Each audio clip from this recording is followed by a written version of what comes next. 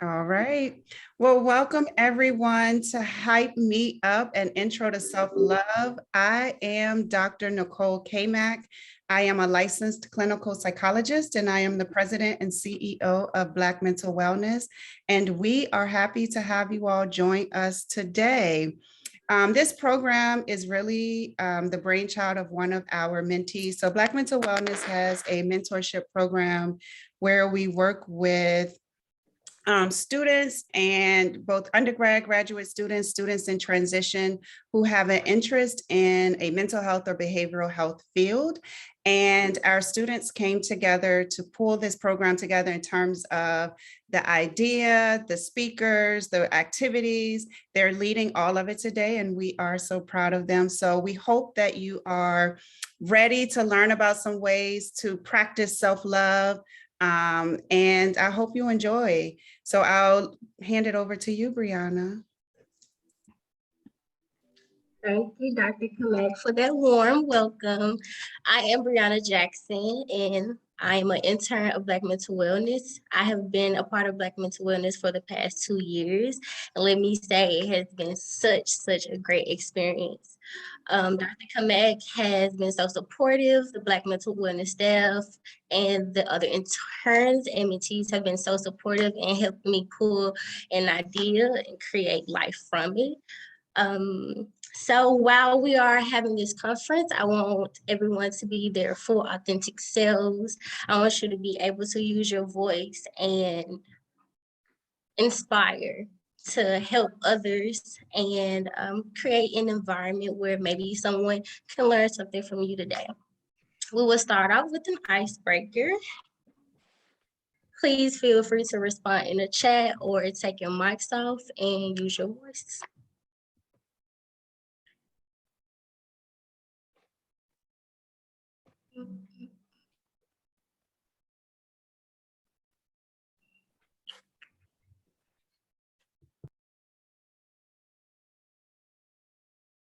Bear with me, y'all. Okay. So again, welcome. The first question that I have today is, if we were invited to your happy place, what will we see? I will give you a few moments to reflect on that, and our DJ, Mrs. Marlita Gamble, will get y'all into the groove for today.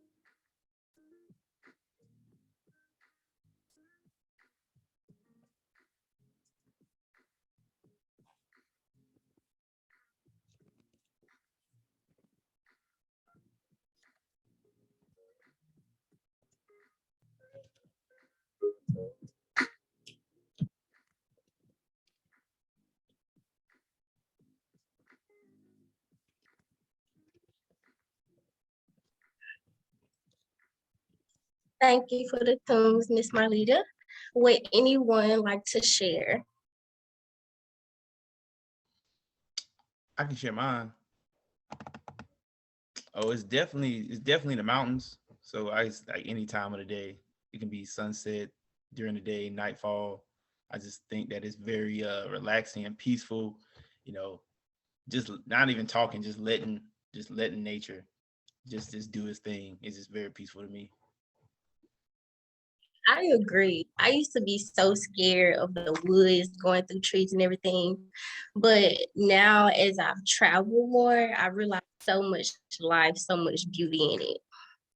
I see we have a hand raised. Miss Hannah. Good afternoon, everyone. I'm Hannah Johnson. My happy place is always somewhere at sunset. I'm very much hopeless romantic. So it's a sunset, whether it be on a beach, whether it is from the mountains, whether it's from a plane ride. I'm a sucker for a sunset. I love that. Would anyone else like to share?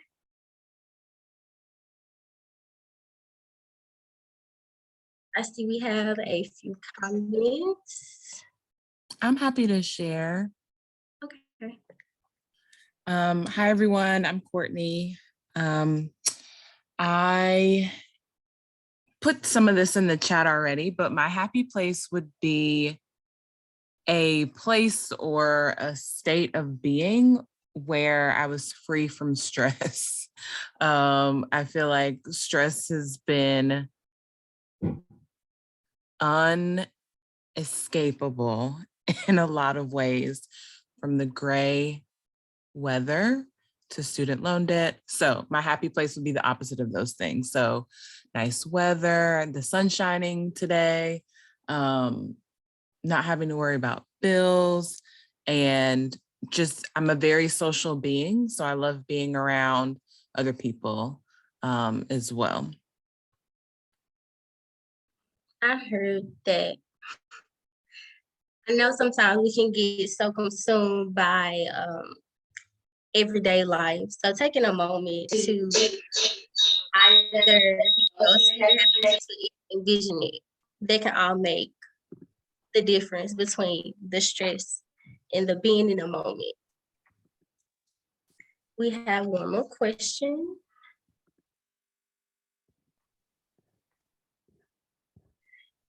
Describe yourself with the first letter of your last name.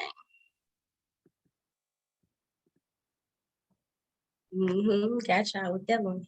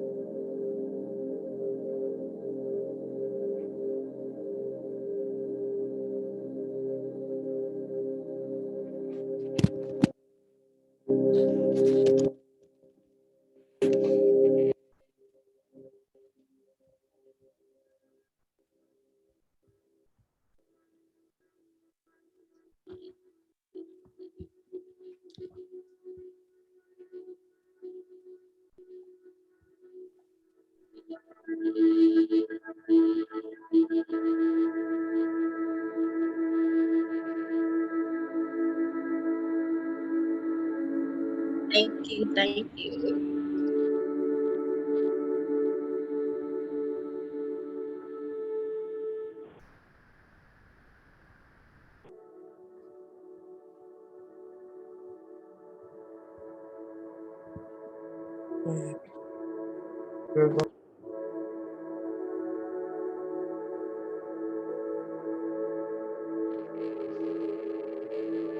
Thank you, Miss Marlita.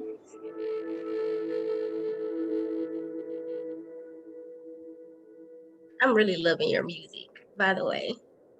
Also, you're welcome. I am loving the adjectives that everyone used to describe themselves. Wishful, amazing, joyful, courageous, resilient, royalty, determined, brave, warm, hilarious, witty, a go-getter. All of these words are tapping into your strengths, showing the positives that you have within yourself. So that is such a great way to start off our conversation about self-care and self-love. Thank you for participating, everyone. Without further ado, I am going to say a few mantras that I use for myself throughout the day, and then we will begin with our discussion on self-love and self-care. A few notes to self. I choose to be my full and authentic self. My voice matters. I am grateful for all that I have, and I am surrounded by love, laughter, and prosperity. I hope that my words to you have been inspiring. Without further ado, I would like for the panelists to introduce themselves before we begin our discussion. Thank you.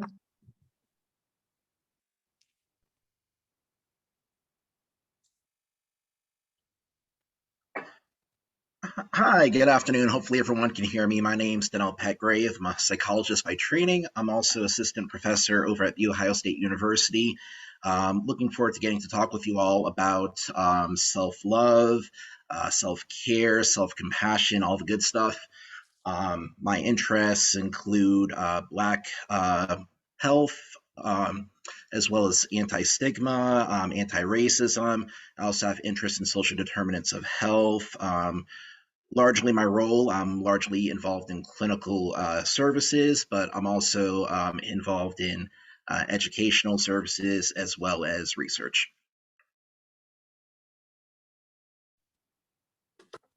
Thank you, Dr. Petgrave.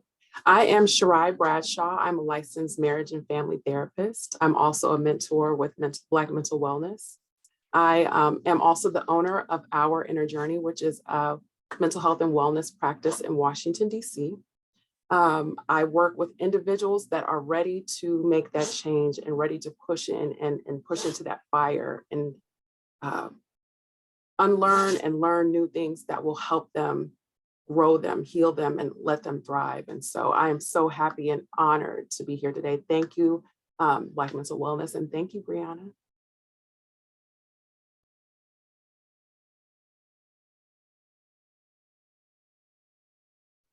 Mrs. Nyla will also be moderating today, so I'll let her share a few things about herself.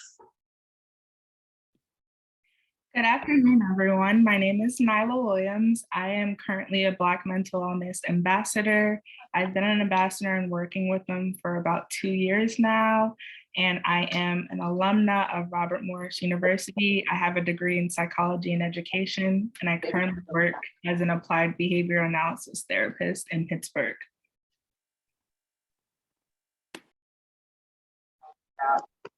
Being raped 3 times or 4 times. Oh. Thank you all for sharing. Without further ado, we'll get this conversation started. I don't want anyone to feel as if it's a lecture. This is a community. We are learning from one another. If you have any questions, if you want to comment, please be sure to put those in the chat. Mrs. Nyla and I will be in the chat, so any comments that you have will be highlighted. Also, to piggyback off of that, we will have a Q&A portion at the end of the program. So if you guys think of any questions throughout the program and as our panelists are sharing, you can just drop them in the chat as well. And we'll get back to them once we hit the Q&A section. for the introduction from our panelists and Brianna. So the first question we have is, who first taught you how important it was to love yourself? And anyone is free to start. Sure, I'll go ahead and get started. I guess I'll say for myself, I'm fortunate to say that my family has been an important influence on my ability to practice self-love. I would also say that I'm blessed to have a loving, supportive, and nurturing family. And over time, their love for me became internalized. And while this may not be the case for everyone, some people, their person who taught them how to love themselves, it may have been a friend, a romantic partner, someone from their community, such as the church, school, their coach, possibly their therapist. I mean, a stranger on social media or a celebrity role model. Uh, and even in some cases, it might be yourself who, kind of teaches yourself how to love yourself. So, with that said, I'd say for myself, it was family, but, I recognize that for a lot of other people, it might be a different source. I'm glad you mentioned that, Dr. Petgrave, because I didn't have a specific person. I kind of had experiences where I kept falling down and like, whoa, that didn't work, and that did not feel good. Relationships that didn't work, that didn't feel good, and just any different types of experiences that I had that really shaped how I learned to self-love. I'm sorry, I have 2 small dogs, and so I apologize in advance. And so with that being said, I kind of just watched people, and nobody in particular, but ways people would handle themselves. And so I would kind of gather a little bit here and gather a little bit there. And I liked courage, and I liked peacefulness, and I liked calm, and I liked just certain pieces from different people and experiences. So that's what taught me about self-love.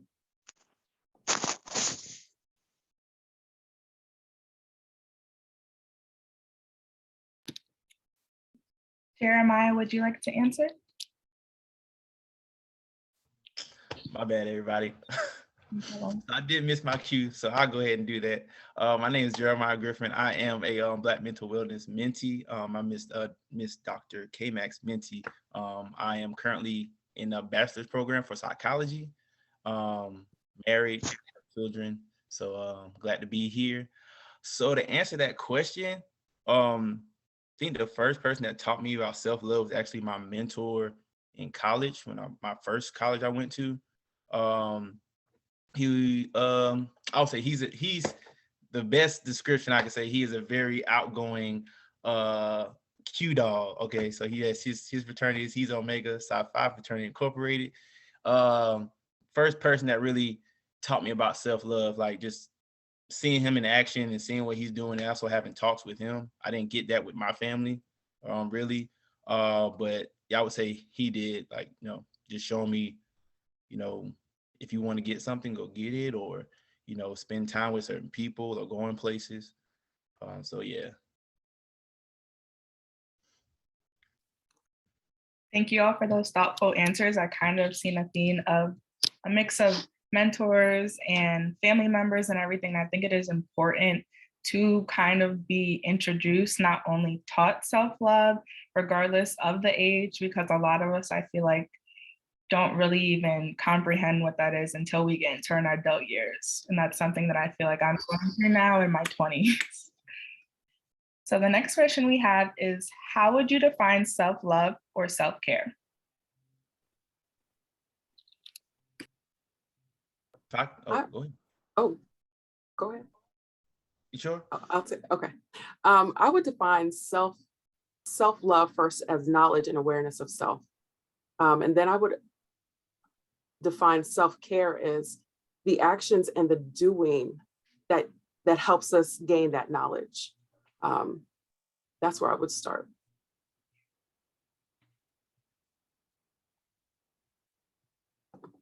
You got it, Jeremiah.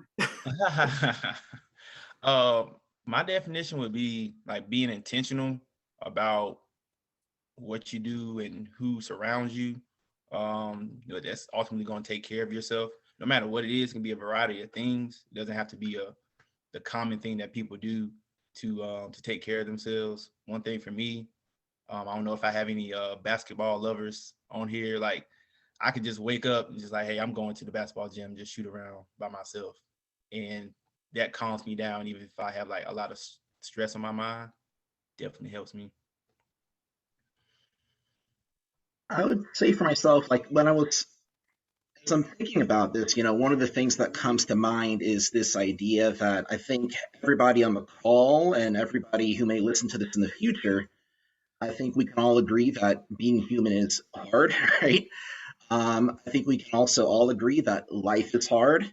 And part of being human is, acknowledging that we are going to make mistakes. And, part of life is knowing that we will inevitably experience hardships at some point sooner or later.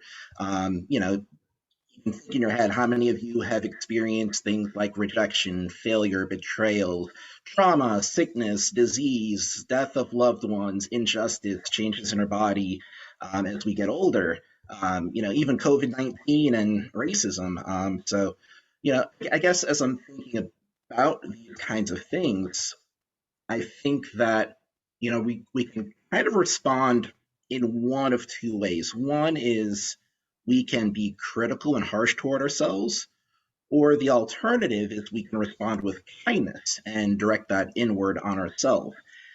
I think when we're harsh and critical toward ourselves, that often prolongs our suffering. And alternatively, I think when we can respond with self-love, it helps to help us bounce back from whatever those hardships are. So sorry for the long-winded answer. No worries. Thank you for the thoughtful response. I kind of picked up on the running theme as self-care and self-love. There are, I feel like, concrete definitions, but they are personalized and I feel like tailored to the individual, because what may work from one person may not apply to another at all. And I feel like a lot of people think self-care and self-love is just like telling yourself you love yourself, taking time to just like breathe, relax, but I feel like it goes deeper than that. And that's something that that individual kind of has the task of doing. And I see in the chat, a couple people have commented what their version of self-love and care are. So one person had mentioned self-care for me is establishing and reinforcing boundaries for sure. And another person had commented, self-love for me is prioritizing myself and honoring myself, giving myself love that I easily give to others first and not giving myself what is left over. And I love that, kind of just reinforcing, establishing, just thinking from a behavioral standpoint and just making sure that you're upholding your boundaries as a human. The next question that we have is, how has the pandemic inspired your self-care journey or affected it in any way?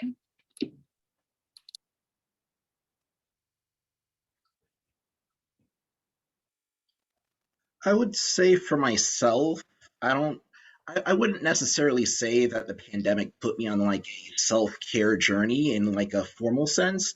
But rather what I would say is I think the pandemic helped to serve as an important reminder to practice self-love and possibly maybe out of necessity or survival.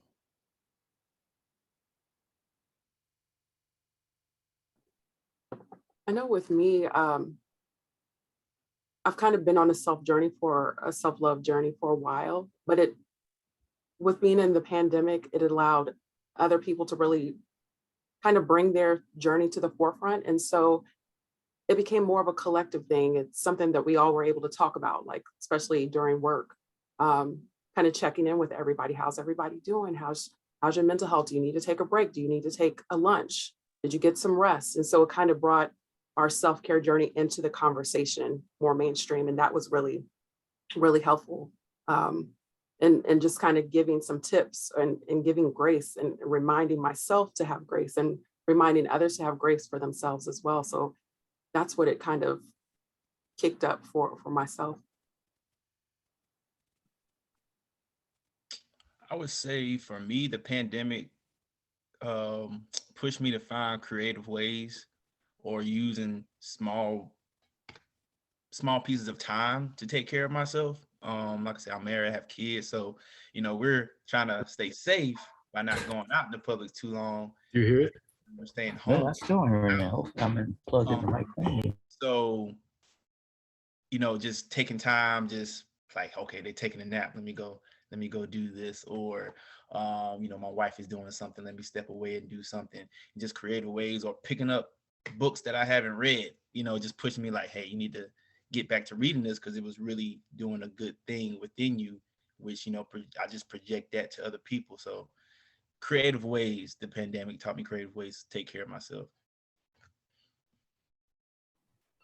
I would have to agree. During the last year of college for me, that's when the pandemic first started.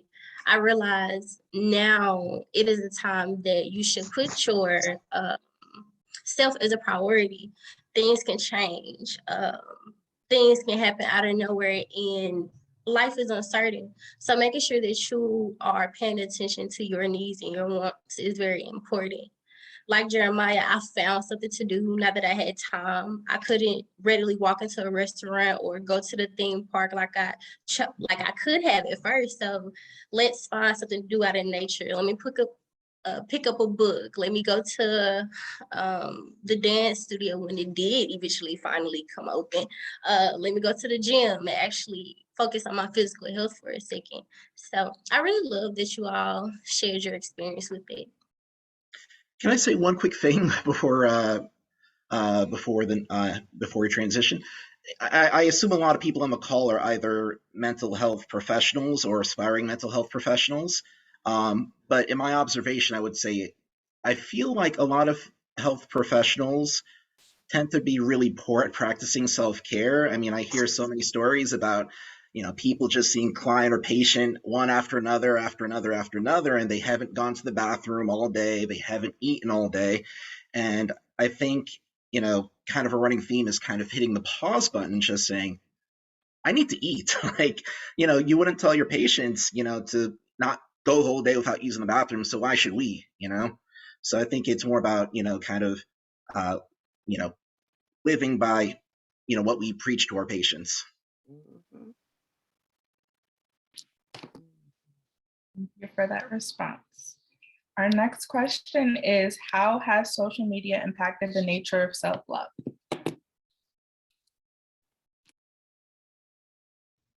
Overall, well, I think one side of it is that I think social media on one side, it has created self-love is included with materialistic stuff. And then it's pages that have been created where people are being advocates with non-material ways to take care of yourself, like meditation, or talking to someone that you're close to. And so yeah, but for me, I've actually posted something. I posted something recently that about like all the posts that I've seen. And I was like, hey, I know a lot of people say, hey, cut down on your social media time and things like that. But some posts have really been helping me out, laugh, think, enlightening me and stuff like that. So you just have to pick the right pages to follow, or the right people to listen to, and the right things to share on your stories, because when you share it, other people are being affected too. So I try to make people laugh and think on my stories and my posts. Yeah.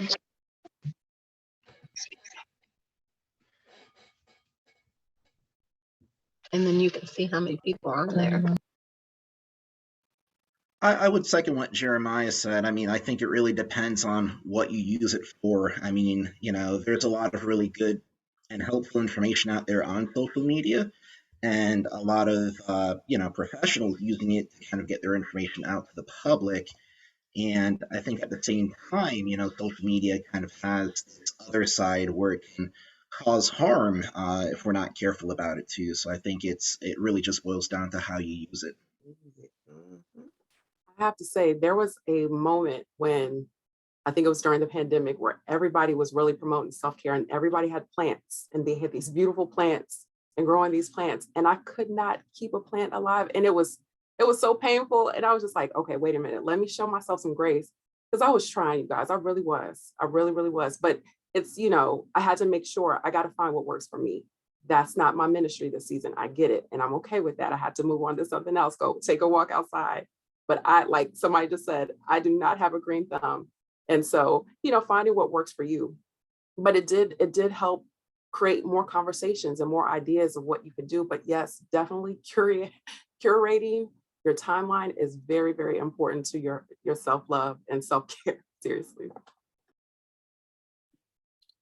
I definitely agree because there is an algorithm to social media. So I found myself the last year or so basically pandemic, just kind of my self-care was if I seen someone's account or post and I automatically had a negative reaction or emotion to it, I was like, it's time for me to unfollow them because it's my social media. So who's to say like I have to keep this person because they were at this point in my life or I know them, like different things like that. So I found that's definitely helped me just being mindful of the pages that I follow and just posting and following pages for me and not for others and not basically doing what I think everyone wants to do, what's trending on social media. That was a major turning point, I'd say, for me, just switching to kind of the beat of my own drum. Our next question. I want to say something. Not you good. I can definitely agree with you on that. I recently created a Facebook and I seen that not at the moment now, one of my old friends decided to follow me. And I realized that that friend kept up so much drama. And I actually felt bad for not accepting her request. But the more I learned, the more I set boundaries, I realized that I do not want to see it. If I see it, I can feel it. And eventually that can become a part of me. And I feel as if now in my journey, I've moved past those days. So even if it's something as small as a follow, a like on a page, if it's not going to, enhance your growth, why do it? Come on, Brianna. Thank you so much for that addition, Brianna. Our next question is, what has self-love or self-care produced for you? For me, self-empowerment, even it really has helped me to, my self-empowerment to be sustained, even like someone like literally like tells me something negative or like right in my face or about me.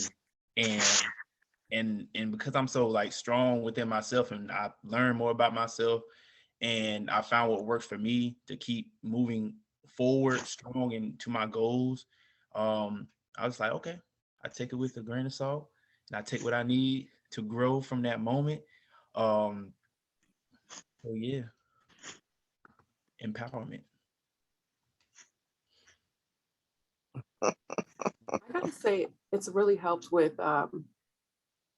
minimizing that inner critic that I had when I'm able to really slow down and meditate and really ask some questions that I need to ask or just kind of sit still for a second because I like to move and go fast. And so I was asking myself, where am I going? What do I need to, why do I have to get there so fast? Like, what's the rush? And so that inner critic, I was able to kind of reframe some of the messages that I was telling myself, like, slow down, you'll get there. A lot of different things, but it really helped when I was able to manage that. It really helped with my self-confidence and being more relaxed in the moment and present. And so that's how it's helped me. I would echo everything that everyone has already said. I would only add is maybe it has helped to increase my capacity to bounce back from hardships and have a greater appreciation for just the human experience and making mistakes and kind of learning as you go.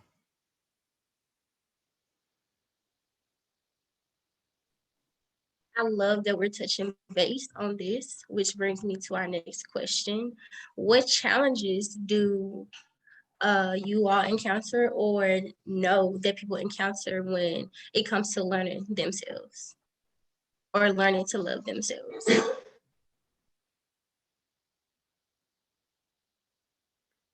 I love this question. I have like a long CVS list. We're here for it. I mean, without eating up too much time, I mean, I would just say, the things that I see most frequently, and even the things that I've experienced myself personally, I would probably lump in the category of like self-judgments, kind of this idea that I deserve this or it was my fault. I would even say sometimes people think it's kind of motivational to be kind of hard on yourself, that you have to be hard on yourself or else, you won't be motivated to get things done, which, isn't necessarily the case. Sometimes there's a lot of emotional or reason giving factors such as self-care is for wimps or self-care is fluffy or self-love is isn't for men or something like that, and I think that's kind of related to kind of this like hyper masculine beliefs and even like the strong black woman identity. And sometimes a lot of people, say that they just don't have the time to really do these things, and there might even be avoidance related factors like not wanting to open up kind of painful experiences.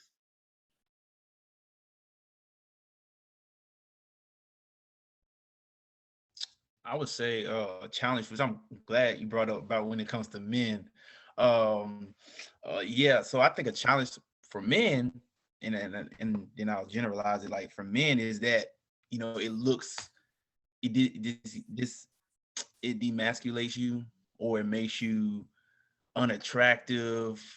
A lot of things like men think that taking care of yourself, other than working out, other than playing the game, other than putting yourself around, someone that you're attracted to, or a group of people that you're attracted to, getting that attention.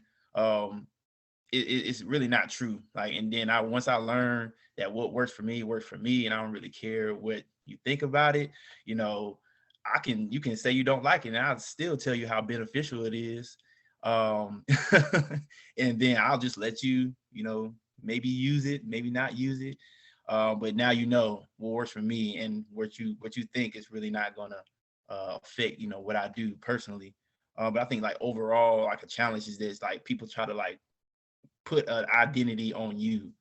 It's like you don't need to do that, or you're strong, you don't got to do that, or it's like, oh, you need to do all of this other things. But it's like, I'm figuring it out, and it's a journey for me. So just really establishing those boundaries, like once one person says, it's like establishing and reinforcing those boundaries, that people try to like put identities on you that's not true, that's not helping you in the end. Jeremiah, what I was also hearing you say is kind of breaking out of that role that it has to look a certain way. It has to, you have to do a certain thing.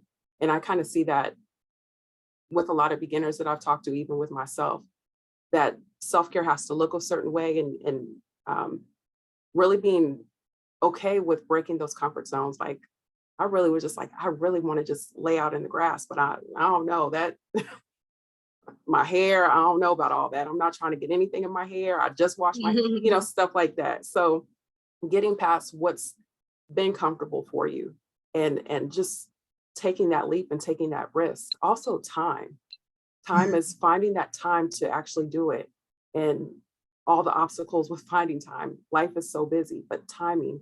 And then also with self-care and self-love, the challenge sometimes with a lot of people is knowing that you are whole and everything is fine exactly the way you are right now. If nothing changed, that's okay. Like you are exactly where you need to be. You are exactly who you are, and that is perfect in this moment. And so it's hard to accept those things we really don't kind of like about ourselves, but just being accepting of it. And once you feel that acceptance, wow, it's just amazing what you see in your life and how you start to view yourself and how you start to view others. And so that's the challenge, to being accepting of who you are and where you are. All of these are such great points. I've had to realize myself too that setting boundaries was really hard. I started to go to therapy. So I've had to do a lot of self-reflecting and listen to someone who is a professional tell me about myself. And I don't like that. But I had to realize that that is also a part of the journey, learning from others. And because of that, I see the difference that it has made. So creating my own journey, being in spaces like this, all have created the biggest difference in my life since I graduated. So again, thank you for sharing. Mine is from the chat. We are learning to give ourselves permission to make our own decisions. We are deserving and worthy. I love it. I love it. Next question. With all of this being said, how does self-love and self-care affect your mental health and physical health?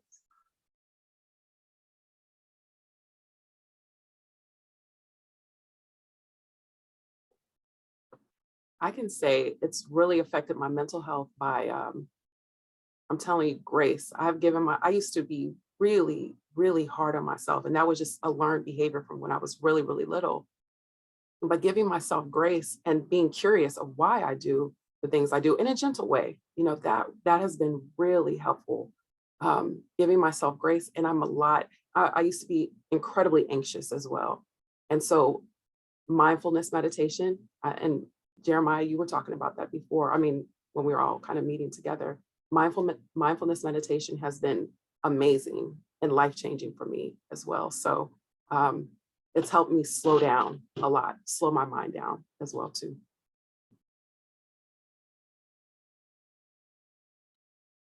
I would say I 100% agree with everything that you just said. I would say along those lines, it's really helped me just to kind of have more of a buffer against, the kind of ups and downs that life throws my way. And it's given me a lot more room and capacity just to be patient, to be understanding. And I don't know if this word's been used yet, but to be more forgiving toward myself, but also of others as well, because, just like us, like everyone here is kind of dealing with, their own things, everyone else is dealing with their own stuff as well, and everyone else is going to make missteps and say things that might hurt us or harm us. And, it's this idea of, are we going to hold on to that and create a grudge, or are we just going to let it go and practice self-love and, move on with our lives? I love how, my bad. Go ahead. I was gonna say for me, how it's helped me, my mental health is actually, I would say actually like daily, just checking on myself.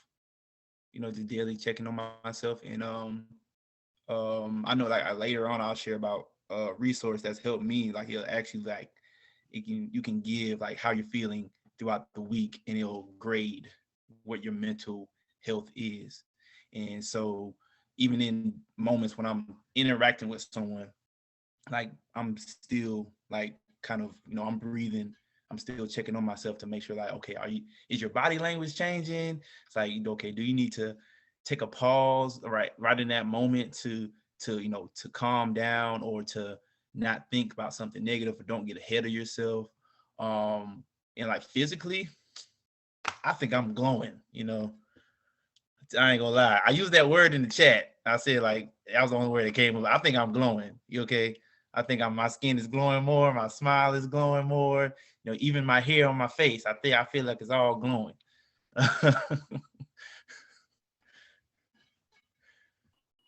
No, this is all great, all great. I love how you all touched on having grace with yourself and checking up on yourself. Like you all mentioned, every day there's something different. Every day there are so many things to focus on. But how many times within the day do we ask our own selves, what do we want? What do we need today, right at this moment? So being able to wake up, not check your phone, listen to your breath, see what thoughts cross your mind. I think that would be such a big difference, and you can have that glowing skin like Jeremiah. Less anxiety, less stress, and more time to enjoy the moment, enjoy the present. With that being said, how can we be more intentional about practicing self-care, and what are some ways that we can? I would say, and I think I'm giving out information I'm supposed to be saving later, but what the heck? So so using those, I'll say, like, if you're working, use those resources that your job gives you to take care of your mental health, and self-care. Like I said, I use Modern Health with my job, and it intrigued me, and I went into it. I started an account, and I'm loving it. So don't think like, oh, okay, you have to go do a lot of research, which is okay. You can find what's right for you, but it can be right there in your benefits package with your job, and you're not taking the time to look into it.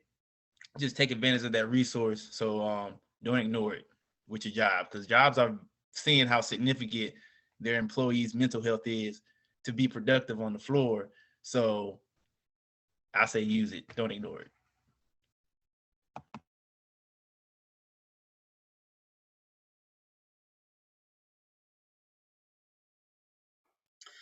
I would also add, that when it comes to self-love and self-care, there's no right or wrong way of doing it. If you want to do formal meditation, cool, you can do that. If you want to do something informal, something that maybe feels less fluffy, you can do that too.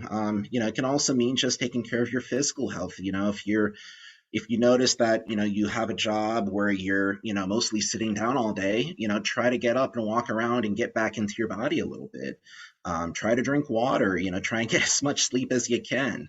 Make time for your hobbies and your interests and your loved ones, and um, you know uh, and you can start small, so you don't have to do lengthy 30, 60 minute self-care activities. If all you got is 5 minutes, then start at 5 minutes. If you don't have 5 minutes, do 2 minutes. Do what you can do 30 seconds, right? And also, explore technology. There's a lot of really helpful self-love, self-compassion kind of meditative things that you can listen to on YouTube. There's also some really bad ones, so just kind of pick and choose. I know being intentional, like as you're on this journey, now being very flexible with yourself every day, and even within hours. Anytime you feel a shift within yourself, with whether it's mood or whether it's in your body, ask yourself what you're needing. For example, like this morning, I was like, oh, I'm gonna sleep in late, but my body was like, no, let's get some exercise. And my body said this because it was like 5 o'clock in the morning. I'm like, I really had planned to get some more rest, but really it's like, no, let's get up, let's move. I'm ready to move. I'm ready to go. And I'm so glad I did it. And so tomorrow could be something very, very different, and being open to that and flexible. But at the end of the day, what I feel about self-care and self-love, it's all beneficial. It's all effective and productive for you. It's not something that's going to hold you back or make you feel worse. It's something that's working for you. So you can't lose, really. And if I can just say one quick thing too is, if this is something that's new for you and you haven't intentionally practiced this, recognize the first couple times you do it, you might not notice any changes. It might even feel silly or awkward, and you might feel embarrassed doing it. But it's kind of like going to the gym. The more frequently you do it, the more that you build up your self-love, self-care muscles, and you can go on to longer exercises, or you can do it more frequently, or you can do it without less. It can come more naturally to you as you practice. I would have to agree. It's hard waking up in the morning, even at 5 o'clock. I battle back and forth, telling myself, get up. No, you need rest. Oh, I can do it tomorrow. But you'll feel better throughout the day. But no, just get up and go ahead and do the work. Because in the end, you know that you will feel better. And I've had to reflect on it and tell myself, like, this is what you're doing. This is the goal that you have. Now let's reach it. You can't evolve if you are constantly repeating. So I've also would you like to add something? And I was going to say also too, our bodies give us messages as well. So if your body is waking you up every day, I'm telling you, this was my third morning waking up early. So there's a reason my body was giving me a message. So really listen to what your body's telling you. Your body's going to tell you when you're hungry. Your body's going to tell you when you're sleepy or you need rest. So really tap into that. I used to run myself in circles trying to do this, that, and the other, and falling asleep on my laptop or falling asleep during the middle of a conversation. And that's not healthy. So like Miss Bradshaw said, listen to your body, listen to yourself to understand what you need at that moment. Mindfulness meditation for children, forming habits within 30 days, meditation, using a timer. I would also like to add that I also work as a behavioral tech. So I conduct behavioral counseling with children who are diagnosed with autism, and learning about behavior and how to manipulate it. I've started to set myself on a timer. I am poor with time management.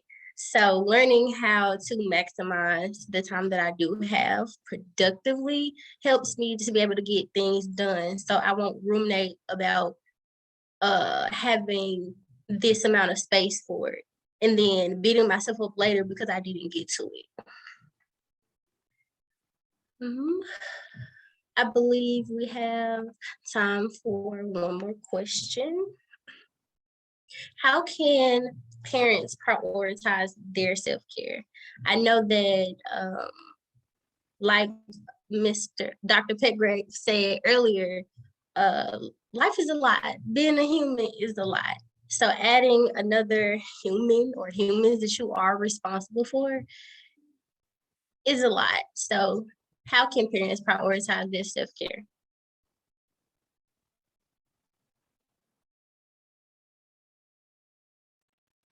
I would say I kind of think about, when you're on a plane and they explain when the oxygen mask comes on, please secure it for yourself before helping others. I kind of think about it the same way that, for parents, you have to take care of yourself first. You have to make it a priority to be able to effectively meet the demands that comes with raising children. And everybody's busy, right? So it's this idea of starting with what you can do. Again, if you only got a minute or 2 minutes to do it, start at 1 or 2 minutes. If you got kids that are maybe 3 years of age or older, see if you can practice self-care with them, or see if you can introduce them to mindfulness. There's a lot of creative ways for getting kids involved in that stuff. Maybe you can go outside and get some exercise in and bring the kids with you, and maybe kill two birds with one stone.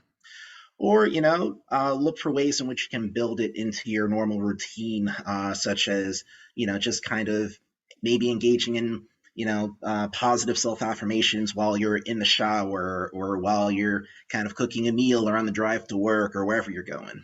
So try to kind of be creative about sneaking it in, but start small.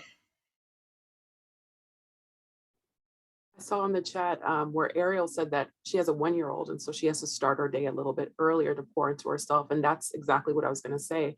We hear about this jug where you can't pour from an empty cup, and so you have to, whether that's waking up earlier or staying up just a little bit later, so you can have that time to really replenish. I have a couple of clients where we talk about how they spend their time in the bathroom, and they just lock themselves in the bathroom for a little while and take their few minutes to get themselves together and prepared for what they're about to for their day, for the rest of the day, and all the needs that they have to meet. And so find what works, but finding the time first is really, really important, wherever you can get it. I wanted to share like a perspective that like I guess trying to embrace and really trying to practice is that really like I've learned like my self-care, my self-love, because they're young. I say because they're young, because they like I have an 8-year-old and a 2-year-old, so I ain't get to the teenage years yet, so my perspective might change.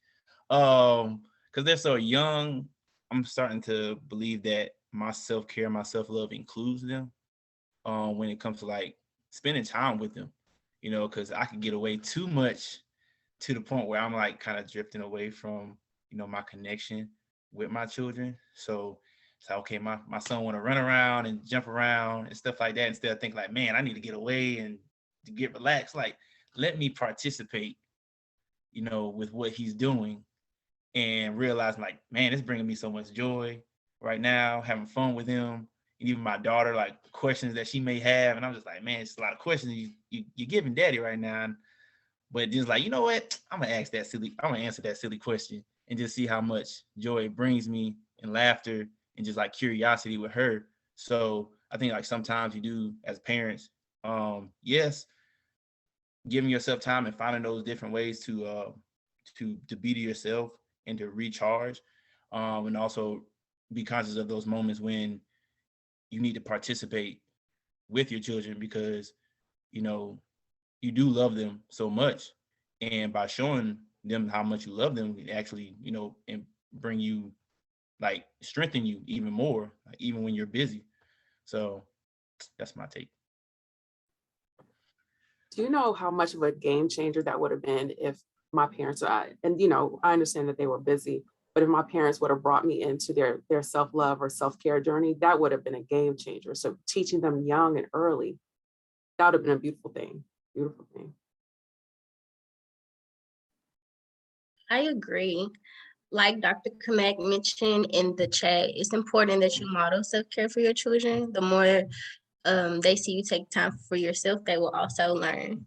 Representation really, really does make a difference. So the emotional awareness, emotional intelligence, mental awareness, that is also learned. So being able to show kids that it's okay to be vulnerable, it's okay to show raw emotion, but being able to have productive coping mechanisms in order to handle that is important too. So thank you all for sharing. We can begin our Q&A session. I want to thank you all for responding to the questions that we have. I have learned so much. If there's anyone who would like to give a thought or ask one of the panelists a question, here is the time to do so.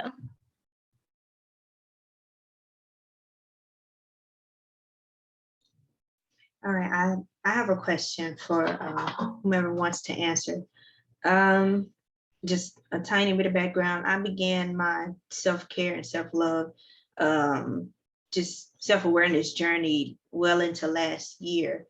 And so just being on this journey has inspired me to encourage others to take care of themselves as well. And so a couple of my focus points are my parents. And so my question is, how do you get those loved ones to start practicing self-care? If they've never practiced it, they may, you might get I get pushback. I'll say personally, I get pushback because it's something new. And older people, my parents are like 61 and 62, and they're kind of in the mindset of, it is what it is. And so I want to be able to help them to see that, life is not over. You can still take care of yourself and make better decisions in order to, live longer, just be happy, feel happy, all these things. So I guess the most effective way to encourage them to practice self-care.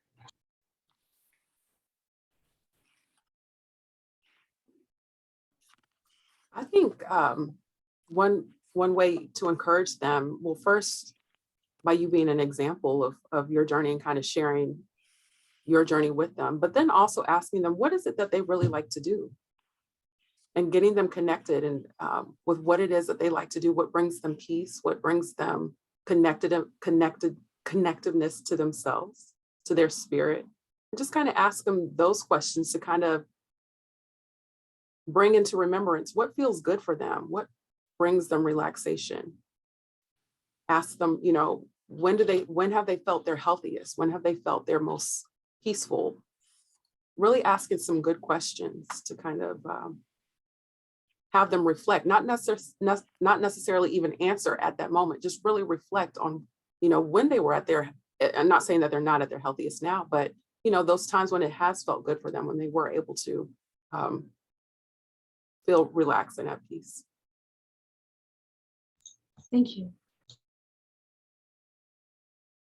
I would also say, it's been my experience that,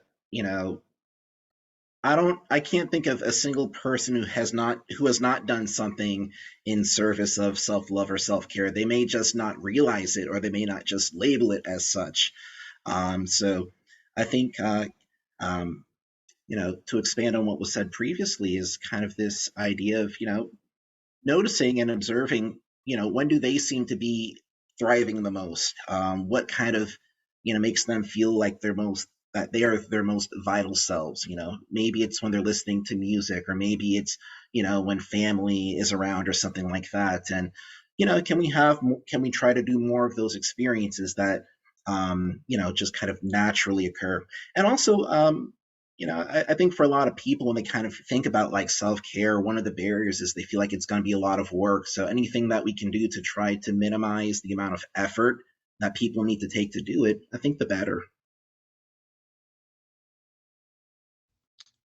I think like you brought up your parents. Like I thought to myself, like what I started to do, especially with my dad, because I'm a father and he raised me and my other siblings. Like I'll bring up like ways, like stuff that he did that I like was real cool in my eyes, like how determined and hardworking he was. And then I kind of like slide in like, hey, dad, as a father, myself, your grandkids, like I do this and this really helps me, to get through tough times or to take care of myself. So I'm really connecting what I learned from him and taking what I'm learning now and just bridge that together. So he sees like, it both works. Like what he did, worked, and like what I'm doing works, and just like kind of filling in like, hey, I did this, and just kind of get him to think like, okay, I could do that too. I may never see him do it, but but it definitely like in the moment, he's like really like, it's like, yeah, I understand. That's good, son. That's good. Thank you. I would have to agree. All great points. As I'm reading the chat, I see that Shayla said, I wouldn't tell them, I'll just lead by taking care of yourself and being intentional with having embodied moments with them.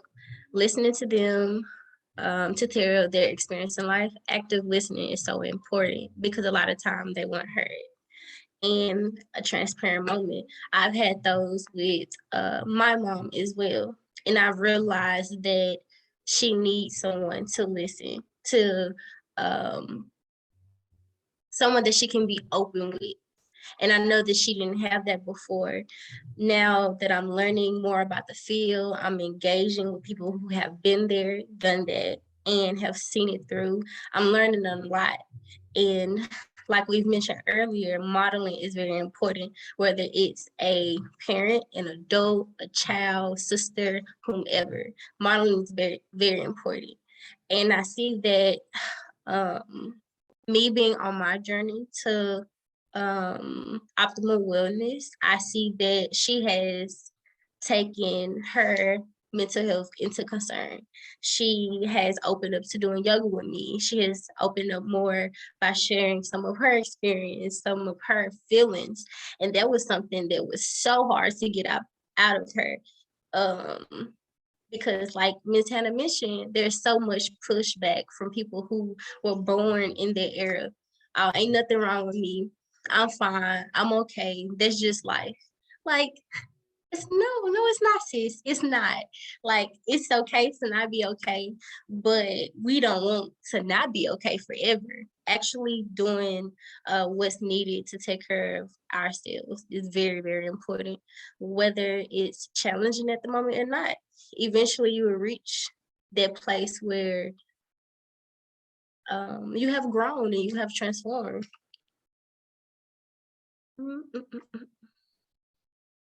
Thank you. I have one question my own self.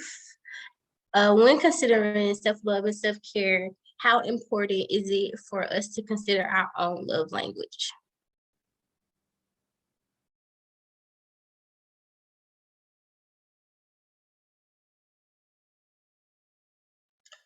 I gotta be honest, I just found out what love languages were like 2 years ago. I had someone at like a clinic, ask me about it. I'm like, what do you mean, like France, Italian, like romance language? No, love. I'm like, so she explained it to me. I'm like, oh. So I've learned from that experience, but um, I think for myself, it's kind of this idea that I personally I don't really think too much about it. It just kind of naturally happens. But I think if you are aware of it and try to make it more intentional, I think it can be beneficial in the sense that it might be a good and safe starting point in the sense that, it might feel more natural or might come easier to you to practice self love that kind of aligns with your love language.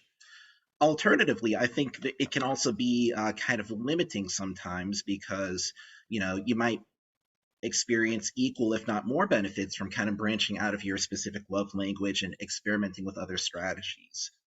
So those are kind of my immediate thoughts about that.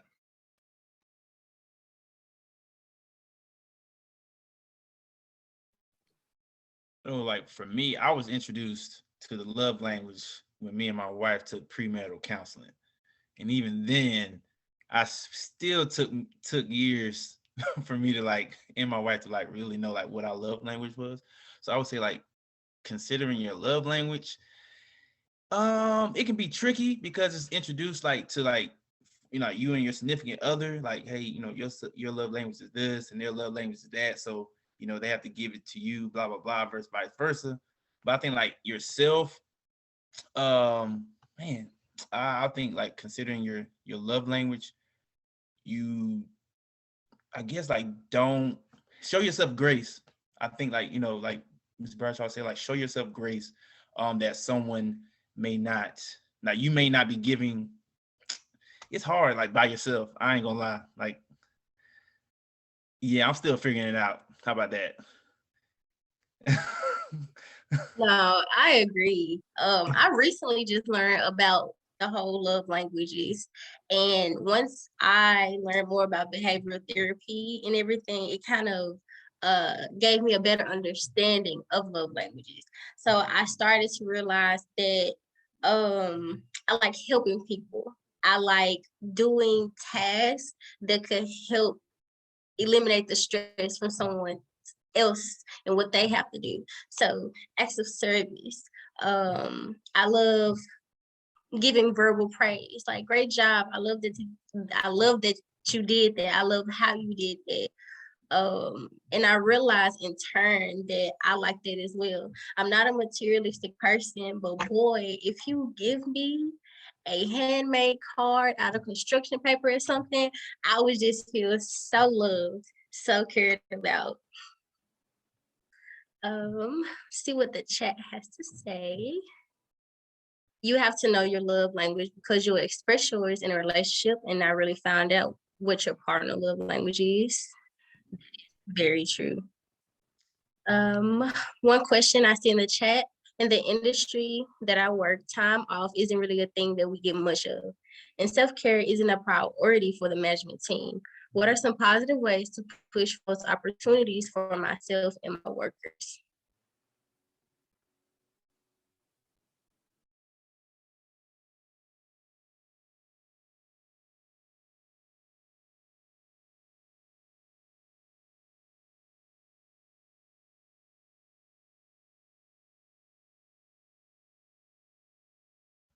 Can you repeat the question?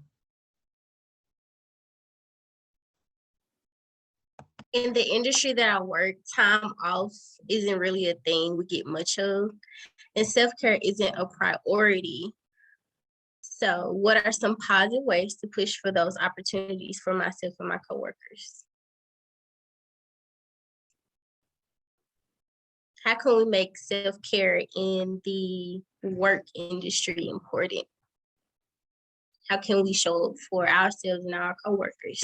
How can our coworkers show up? So some of the things that I've seen is the awareness of needing that self-care time while at work. And so when you have your breaks, you know, asking yourself what you're needing in that time. Do you need to go for a walk? Do you need to stretch? Inviting your coworkers to do the same. Making sure that you're taking your lunch breaks as well. Making sure that in this, it sounds like it's a restrictive area or space, and just making sure that you're taking the time that you have in the space that you're given. Also, and I second Shayla, she said, ask HR about wellness incentives, and definitely going that route and asking them what they can do, or is there any availability to do so.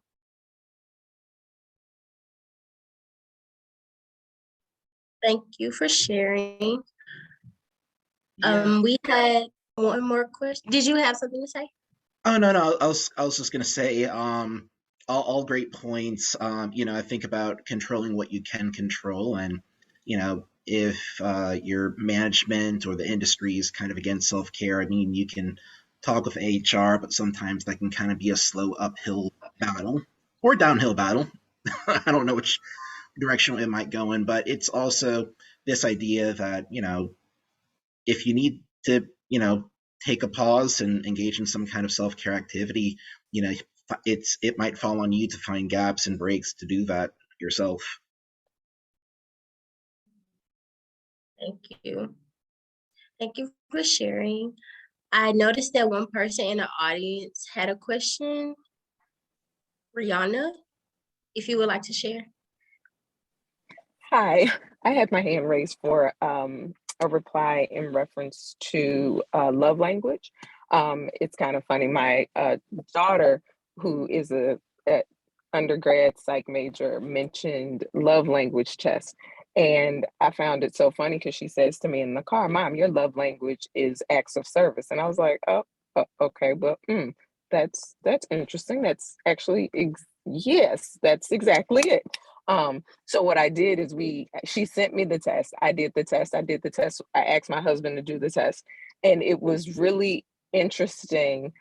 I think the test that we did was a shorter one, so we got like some insight, and then I found one that was a little longer, and actually sat there with him, and we actually took the test at the same time, and I looked at his answers, he looked at my answers, and I found out so much that I probably kind of knew, but really couldn't put my finger on in terms of what he was looking for and what I was looking for, and maybe how I need to say that to him and vice versa.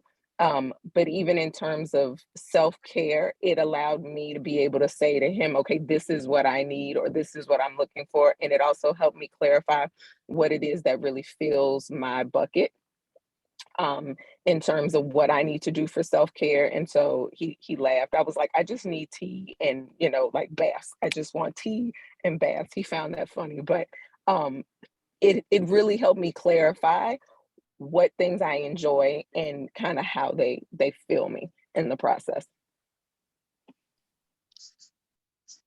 Thank you for that insight, Ms. Jones-Edwards. I would definitely urge everyone that is attending to go to the link that Dr. Cunningham dropped in the chat and take the 5 love language quiz. Your partner can take it as well, and I think it'll be a great idea to kind of see what your results are and how you guys can apply that to your relationship, or even how you can just sort of apply it to your platonic relationships with your friends. That's something that once I learned about the 5 love languages, I tried to apply it into my life with all of my relationships. Okay. Okay. Shayla also recommends that everyone takes their attachment style quiz. Just commenting on that can, yes, like Dr. Kamak just said, it can help you as you think about self-care and teaching love to your children. And it kind of really will tap into how you were brought up and the parenting style that your parents chose to bring you up on. Now we are going to transition into a mindful moment activity led by Jeremiah.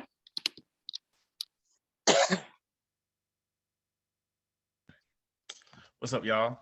So my mindful moment is really focusing on like your resources through your job, or just that are out there for you to take care of yourself. So like I said in the beginning, with my new job, I use a resource called Modern Health.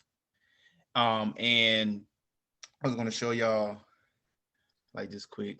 I know it's like kind of blurry, but so this is like the app. So it has an app and you could use it on your laptop or your desktop. So they have something called Daily Pause. So every day they have like a 1-minute read that gives you that's on a topic that just can help you in, for the day or for the future, or, anything around, your mental wellness. So this one today, which is pretty ironic, is called How to Break Down Mental Health Barriers for the Black Communities. So I completed it, but it gives 2 ways to break down barriers to mental health access for the Black community. And I'm going to read them. First one is meet people where they are. We shouldn't discount the innovation that's been happening on the ground. Churches, faith-based groups, and barbershops have become unofficial mental health havens where Black individuals often feel more comfortable speaking openly about their struggles. To optimize the experience, we should be providing these groups with resources, training, and access to mental health professionals so we can provide support in the spaces they already feel safe. So that was real cool. I never thought of it that way, like when it comes to the Black community, like how to help, just places that we go on a regular basis, that we open up to a group of people or one person to provide, mental wellness training and just resources to give out to people, to the Black people, that's going to help them. And the second one was focus on joy. While an understanding of racial trauma is crucial for every mental health provider, it shouldn't be the sole focus of treatment. By also incorporating celebration, Black joy, and liberation psychology, which focuses on empowerment, hope, strength, and resistance of oppression, we can shift the narrative away from stigma and help Black patients realize there's much more to their story than the color of their skin. So another thing that just blew my mind, just taking away, like not focusing on the stigma when it comes to Black mental health, like, okay, the Black community, like we just focus on, it's nothing wrong with you. You don't have to talk to a therapist and all of that. It gets away from that stigma and focuses on, okay, how can we take what the Black community, like the culture and, different, like what we do on a daily basis and incorporate mental wellness in that, or, focus on not the stigma, but, like it says, on joy, empowerment, hope, and strength. So talking about those things more than the stigma on Black community and mental health. So that was a good read. Like I said, this is like Modern Health. Modern Health has an app, desktop. You can also get coaching. You can also do circles. I did a circle recently on the mind and body movements, and I learned different movements to, in meditation and stuff like that. One of them was like put your hand on your lap, palm up, and literally like going back and forth like that while you're breathing. And I was watching myself do it on the camera because it was a real recording. I was like, man, I feel weird, but it's definitely helping. I'm gonna do this even if somebody else is watching me. So take advantage of what your job, your resources, and then as well be intentional and be open-minded. Thank you so much for that resource, Jeremiah. Brianna has put the information in the chat for the app name as well as the web browser link that Jeremiah referred to. Brianna, you can segue now into your audience remarks. Thank you all. I have reserved a few more minutes. I know we have to get out of here at 4:30, so I've just reserved this time for a few minutes for the audience to unmute themselves or put a few last things in the chat. for what they want to say, any advice they would like to give, any resources that they would like to share, you will have this moment for it. So I'll give everyone a few seconds. This is in case- Shayla. I am, can you guys hear me? Let me put my camera on. I'm Black Mental Wellness Ambassador. I just want to say you guys did an awesome job. I thoroughly enjoyed this. This was so awesome. This is the highlight of my Sunday. So I just wanted to let y'all know y'all did a really good job. I appreciate it and I enjoyed it. Thank you. Thank you. This is Monique, and I just wanted to say I truly enjoyed this Zoom as well. My profession is HR, so I was kind of in the background on mute, just kind of throwing my hands in the air anytime anyone mentioned EAP or going to HR. But it's also important to know, just like you guys are behavioral health professionals, you know, HR needs behavioral health as well. So I've learned a lot during this Zoom, and I appreciate the invite. Thank you. Such kind words. I really appreciate everyone taking out the time and making a space for this event. It has went so well, and I hope that someone's experience has helped you in any type of way. We will be doing this again really soon. There will be a self-care part 2 where we can put that intention into place. So be on the lookout for that. Again, I just want everyone, volunteers, attendees, panelists, my other moderator. Thank you. Like without you all, it wouldn't have come alive. So again, thank you so much. I will now hand it over to Dr. Nicole Kamek for the closing remarks. I almost feel like I didn't need to come in. You handled that. But this was a great, I'm so glad you planned this. I'm glad all of you came together to do this. Thank you to our speakers for adding your expertise and our students for the ideas and really coming together. I was sitting over here, like taking my notes. This was really good. We recorded the event, so if someone wasn't able to attend today, or if you need to go back for a replay, we'll be posting it soon. And again, this program has been brought to you by the trainees of our program, our Black Mental Wellness training program. And so Brianna, she's already mentioned she wants to do a part 2, and I'm gonna put Jeremiah on the spot because he is now inspired to do a program. That's what you told me last week. So Jeremiah will be also pulling together a program. But we thank you all for attending and for all of your support, and just be on the lookout for more from our trainees. Thank you all.